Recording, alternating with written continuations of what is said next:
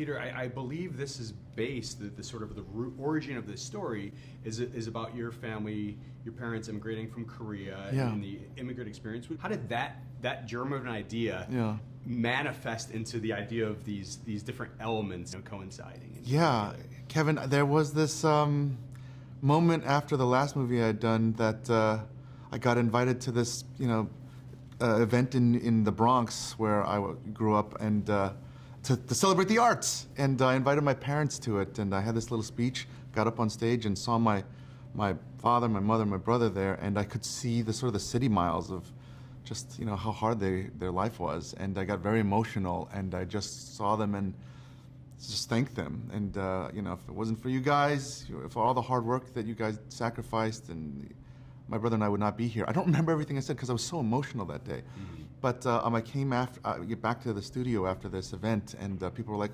"What happened? How was this New York thing?" And I told them that story that I told you, and they were like, "Peter, that's your next movie." And that was sort of the start of all this. It became this heart of trying to understand our parents as people and the people around us that have sacrificed for us. Well, how do you guys sort of describe how the cultural undertones sort of drive this story?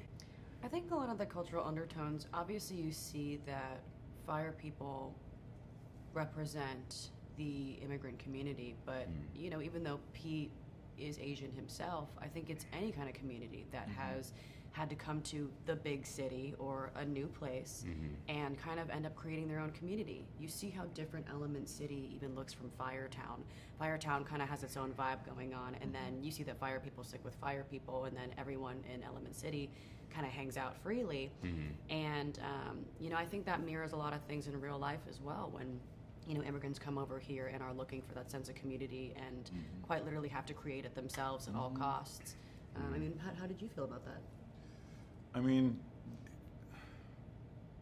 there's obviously like certain specific cultural allegorical, immigration is immigration, but the universality of this movie is at the forefront of my mind. I was just thinking about like August Wilson and Shakespeare, and like how they come from different time periods, but everyone can enjoy it. Like anybody, no matter what background, you're in that theater, you're enjoying it.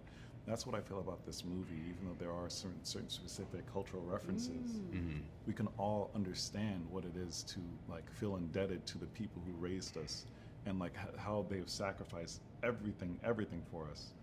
And you just want to, do right by them. I think that's a universal feeling, or at least you can understand it. I love that you mentioned universal, because I also think you don't have to have lived the immigrant experience to also realize that we as people in general can just be different.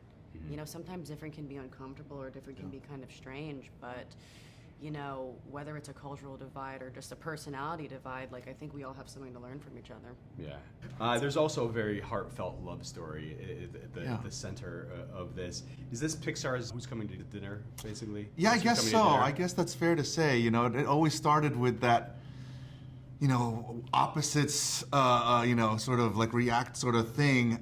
But at the same time, like, it kept wanting to be more. Like all of a sudden it became a family drama, and then it became the city thing, and it kept growing. But at the heart of it was always what would happen if fire and water could connect. Yeah. Were there other reference points you guys used in terms of romantic films?